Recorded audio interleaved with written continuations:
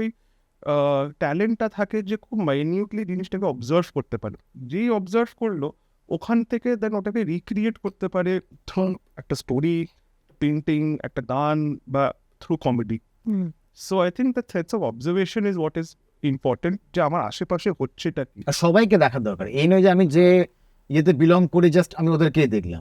আমি একটা টোটোওয়ালা, এক্স্যাক্টলি সবাইকে দেখা উচিত। সবকিছু কারণ সবকিছু ওদের থেকে কিন্তু অনেক কিছু শেখা যায়। মানে হ্যাঁ আমি যদি একটা পলিটিক্যাল কিছু নিয়ে আমি ভাবনা চিন্তা করি, তাহলে তারও তো একটা কিছু আছে ভিউজ, এবং তার ভিউজটাকে তো আমি ইগনোর করতে পারবো না। অ্যাবসলিউটলি সে কি বলছে একদম। সো আই থিঙ্ক আইকিউ সব কিছুই ম্যাটার করে না সাচ। আই থিঙ্ক মানে you when you observe, then you will also have something to say about it.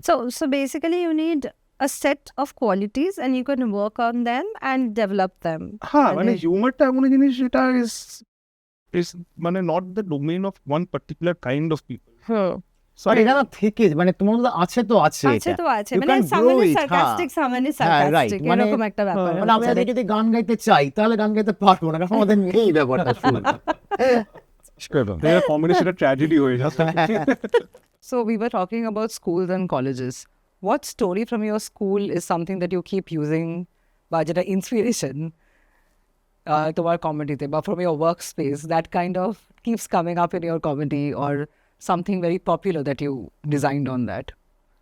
I think মানে স্কুলের কলেজের এক্সপিরিয়েন্সগুলো এতই ফরম্যাটিভ ছোটোবেলায়, যে ওখান থেকেই দ্যাট ফর্মস দ্য রুট যেখান থেকে হিউমারটা বেরিয়ে আসে। বিকজ কী হয় যে স্কুলে আমি যখন আছি তখন I am sitting with 40 other students যারা আমার সিমিলার ডিফারেন্ট ব্যাকগ্রাউন্ড থেকে এসছে, অ্যান্ড জাস্ট অবজার্ভিং পিপল। আর আমি যে স্কুলে ছিলাম ওখানে নন বেঙ্গলিজ অনেক ছিল, অ্যাংলো ইন্ডিয়ান্স ছিল, খ্রিস্টানস ছিল, মুসলিম, শিখস, সব রকমের ছিল। আর আমি অল বয়েজ স্কুলে ছিলাম, তো অল বয়েজ স্কুলে আই থিঙ্ক ফাজলামো অ্যান্ড মানে to use a very slang word ক্যাওড়ামো হোয়াট এভার খুব চলতে থাকে, ইউনো। সো ছেলেদের মানে মধ্যে ক্লাসের ব্যাপারটা কিছু থাকে না ভাই, রিচ পুরো কোনো ব্যাপার না। এক্স্যাক্টলি। আই থিঙ্ক মানে আর প্রত্যেকটা ক্লাসরুমে 2-3টে ওরকম ছেলে থাকবে যাদের কাজই হচ্ছে যে একটা কিছু বলে দিল, একটা কাঠি করছে, অ্যাসেম্বলি চলছে, পেছন থেকে টিচারের নামে একটা কি বলে দিল, আর আমি হেসে ফেললাম, দিয়ে উল্টো অ্যাসেম্বলিতে আমি ধরা পড়ে গেলাম, ইউনো, এরকম। মানে সো আই মানে থিঙ্ক ধরা পড়েছো? দেন আমাকে বলতে হয় যেগুলো আমি হেসেছি, আর ও কি বলেছে তুমি বলতে পারো। হ্যাঁ মানে ওই কথাগুলো ওটা বলা বলা যাবে যাবে না। হ্যাঁ, এমন একটা ব্যাপার। হ্যাঁ। আমাদের ইয়েতে আমার স্কুলে একবার হয়েছিল, একটা ছেলে, তখন এই জানুয়ারি মাস, ঠিক আছে, তখন আমাদের স্কুলে অ্যানুয়াল ফাংশন হয় জানুয়ারি মাসে 24, 25, 26 ওই সময়টাতে। তো ওই মোটামুটি তার এক সপ্তাহ আগে পুরো রিহার্সাল চলছে, আমরা সবাই মিলে একটুখানি বেশ পড়াশোনা নেই, ক্লাস টাস নেই, এরকম একটা ব্যাপার। অলরেডি ব্যাচ ক্লাসটা বাঙ্ক করে ফেলেছি, কোনো চাপ নেই, স্যার এসে দেখে গেছে কেউ নেই বা ছেলেরা। একটা ছেলে সাইকেল থেকে পড়ে গেছে একটুখানি, আর হাতে একটু কেটে গেছে, ঠিক আছে। স্যার ডাকলেন যে এই একে একটু ফার্স্ট এড করাতে নিয়ে যেতে হবে, তোরা কেউ সঙ্গে যা, জাস্ট হাতটা কেটে গেছে একটুখানি, মাইনার ইনজিউরি। সবাই যাবো বলে আমরা একটা হসপিটাল ছিল, হাওড়া হসপিটাল, 40 জন মিলে সাইকেল গেছি, 40 জন মিলে। এবার নার্স জাস্ট কেউ মরে গেছে এরকম করে এসছে, ঠিক আছে, না হাতে ইয়ে হয়েছে, ঠিক আছে, আমি লাল ওষুধ লাগিয়ে লাল ওষুধ না, প্লাস্টার করতে হবে। 30 জন মিলে এসছি, আর কি হচ্ছে সেটাকে লাল ওষুধ লাগিয়ে মানে এটাই লাইফ, মানে লার্জার দ্যান লাইফ একটা ব্যাপার হয়ে যেত। স্কুলে এটাই তো কমেডি। হ্যাঁ exactly. What is a currency in school, college? I think স্কুলে তো স্পেশালি, যে মানে একটা ছেলে খুব ভালো এই ওয়ান লাইনার্স ছাড়তে পারে, তো ওর একটা অরা থাকে যেটা আজকালকার জেনারেশনে ইউজ হয়। মানে হয়তো পড়াশোনাতে খুব ভালো নয়, বলে দেবে একটা কিছু, দিয়ে দেবে। হ্যাঁ, আমার মনে আছে আমার ক্লাসের ছেলে ছিল, তো আমাদের ক্লাস টিচার রেগে মেগে ওকে বলেছে get out of the class, ও ক্লাসকে বের করে দিয়েছে। ও কি করেছে, উঠে গেছে ক্লাস থেকে, মানে ক্লাসরুমের যে দরজার থ্রেশহোল্ডে ওখানেই দাঁড়িয়ে আছে, এরকম করে হাত এরকম করে দিয়ে হেলান দিয়ে দাঁড়িয়ে আছে হিরোর মতো। ওর দিকে তাকিয়ে মানে ফ্রাস্ট্রেটেড হয়ে আমাদের ক্লাস টিচার বললো যে YONO the only reason I tolerate you is because of your entertainment value. Immediately বললো স্যার সিম। তো পুরো ক্লাস এসে দিয়েছে।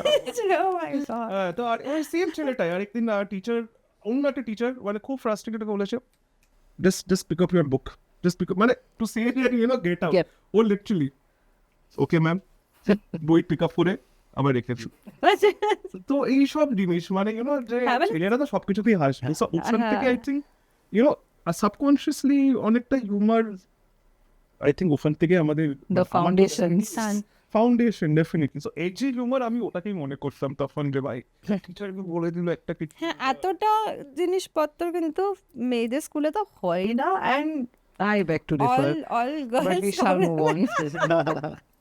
So coming to this point, ছেলেদের স্কুলে এরকম হতো বা মেয়েদের স্কুলে কি হতো, so in the comedy scenario today, what is the ratio between male comedians and female comedians? Is it anywhere equal, more, less? Do you see a lot of women comedian like who are in the mainstream comedy? আমি জানি না, কিন্তু ওই lifestyle blogger প্রচুর আছে, মানে fashion blog of course, মানে তারা অনেক ভালো করে। কমেডিয়ান আমার বাংলাতে বাংলা থেকেও Comedian- আছে। Comedy space. অ্যাকচুয়ালি আমি হিন্দিতে একজন মানে আমার বলবো ইনস্টাগ্রামে আমার one of my all time favourite comedian ধারণা দুর্গা বলে একজন মহিলা আছে, and she is so good. মানে ওই যেরকম হয় অবজারভেশনাল হিউমার, যে বাড়ির ঠাকুমা বা ইউনো রাত্রেবেলা মেয়ে লেট এলে মার রিয়াকশন কি হয়, বা ওই সব জিনিসগুলো যেটা মানে এভরি লাইফ থেকে relatable comedy, and she is মানে এক্সেলেন্ট, মানে she is just so. But হ্যাঁ, আই থিঙ্ক কমেডি স্পেসে স্ট্যান্ড আপ কমেডিতে আমি জানি না কলকাতায় স্ট্যান্ড আপ কমেডি মেয়েদের stand up comedy I'm sure See, you have to think. So basically there is- হ্যাঁ তুমি যাও না এই So, coming down to the satire part of it, about political satire, do you think that is it a death knell now to comedy if you're making a political satire? And the question is like, why do political jokes earn the ire of the nation and political lobbies more than other topics? Politics is a joke, মানে যেভাবে এখন করা হয় intelligent, and they are the great comedians sitting over there and doing all the correct things. তো প্রচুর contents আছে political সব কিছু নিয়ে, মানে ওরা চায় যে ওদের নিয়ে কন্টেন্ট বানানো হোক। আমার ব্যাপার হয় আমি just I am not naming any party, কারণ এটা সব পার্টির ক্ষেত্রেই হয়, এটা be it right left centre anything. তো সেটাকে নিয়ে এবারে যেটা হয়ে যায় সেটা হলো যে যেটা করা মানে আমার মনে হয় যে দরকার লাগে না, সেটা যে ওই ওরা না চায় যে ব্যাপারটা থেকে ওই ফোকাসটা আসল ইস্যুগুলো থেকে সরে গিয়ে ওদের ওই লুজ স্টকগুলোর ওপর একটুখানি বেশি লোকজন একটুখানি মাথা ঘাটা, কারণ সেগুলো তো কোনো ইস্যু নয়, তাই না? এরা কেউ একটা কবিতা বললো, দেখেছো কি ভাই কি উল্টো পাল্টা কবিতা লিখছে, গান লিখছে, ছবি আঁকছে উল্টো পাল্টা, but that's not the issue. Issue হচ্ছে আমার রাস্তা খারাপ কেন, ইস্যু হচ্ছে আমার চাকরি কেন নেই, ইস্যু হচ্ছে আমার কেন এরকম উল্টো পাল্টা কাজ হচ্ছে মেয়েদের। তো সেইগুলো নিয়ে আমার কমেডি করতে ভালো লাগে বেশি, যে এই ইস্যুগুলো, রাদার দ্যান কেউ একটা কি কবিতা লিখলো না কে কি গান করলো ভুলভাল, দ্যাটস নট ওরা That's চাইছে not ওরা important. ইচ্ছে করে করছে ওটা। Exactly. Distraction create করা একটা বসব করে। And বাট অলসো আমি মানে একটু আগে যেটা বলছিলাম যে ইউনো লাইক স্যাটায়ার বা হিউমার ইজ মানে should be directed at those in positions of power, right? সেটা ক্লাস পলিটিক্স হোক, কাস্ট পলিটিক্স হোক, ফাইন্যান্স ইকোনমিক পলিটিক্স হোক। সো তাই জন্য I think when you are making satire about somebody who's in a position of power, তো যেটা হয় in আমাদের দেশে পলিটিক্সে যেটা হয় যে politicians are always in a position, although ওদের কাজ হচ্ছে জনতার সেবা করা, হ্যাঁ, বাট সেটা উল্টো হয়, আমরা ওদের সেবা করতে। মানে ওরা চাই যে আমরা সেবা করি, আমরা হ্যাঁ। সেবাও করি, পয়সাও দিই, ট্যাক্সও দিই, সবকিছু দিই, আমরা ওদের সেবা ওই করি। আমরা সোশ্যাল মিডিয়াতে ক্যাম্পেইনিং করে দিই, মানে আমি অনেকগুলো কথা বলছি না, এমনি যারা পাতিয়ে বাজে সাধারণ মানুষ, হ্যাঁ হ্যাঁ, এক্স্যাক্টলি, ওদের জন্য আমরা সবকিছু সবকিছু করে দিই। ওটা I think তাই জন্য anybody who's in a position of power বা privilege politicians, তাদের কাছে এই পাওয়ারটা আছে যে কাউকে একটা সাইলেন্স করে দিতে পারে, পুলিশ পাঠিয়ে দিল, রেন্ট করে দিল, যাই হোক, মানে অতটা কিন্তু যদি একটা করে দিল, মেসেজও করে দেয়, 10টা ট্রোল এসে ওকে- দশটা টোলে সেটা ভয় পেয়ে যাবে। হ্যাঁ লোকের actually that's true. So I think সেটা অফকোর্স মানে সোসাইটি টু সোসাইটিও ভেরি করে, যে সোসাইটির কতটা মানে politicians are also a reflection of how open or closed the society is in some ways. তো Just coming to that. আর আমাদের মানে হিউমার আর স্যাটায়ার বা এনি ফর্ম অফ আর্ট কে সাপ্রেস করা by those in power has been going on for hundreds of years. সেটা আগে কেউ কবিতাকে বা কোনো সিনেমাকে বা কোনো বইকে যখনই somebody is expressing something, সেটাকে বন্ধ করার জন্য বা আটকানোর জন্য পিপল হ্যাভ মানে politicians or whoever for centuries, রাজা মহারাজা যারাই হোক, ব্রিটিশরা সবাই করেছে এটা। সো আই থিঙ্ক মানে হোয়াট পিপল ফিয়ার, মানে দে ফিয়ার ইজ যে এই ওপেন এক্সপ্রেশন, যে একটা ওপেন ক্রিটিসিজম, মানে একটা স্পার্ক লাইট করলে মানে পুরো আগুনটা ছড়িয়ে যেতে পারে, I think ওদের এই ভয়টা। বাট আই থিঙ্ক সোশ্যাল মিডিয়ার জন্য এখন এই ফর্মটা একটু ডেমোক্রেটাইজ হয়েছে, আই গেস, যে ইউনো বলে বেরিয়ে যেতে পারো। বাট হ্যাঁ, কুনাল কামরা উইল বেক টু মানে ওই আর কি, মানে তুমি কিভাবে বলছো খুব ডিরেক্টলি পিন পয়েন্ট। অনেকে তো ইন্ডিয়া ছেড়ে চলে গেছে, মানে ইন্ডিয়ার বাইরে চলে গেছে। আমি I don't want to name anybody now, but ওখান থেকে বসে করছে আই থিঙ্ক।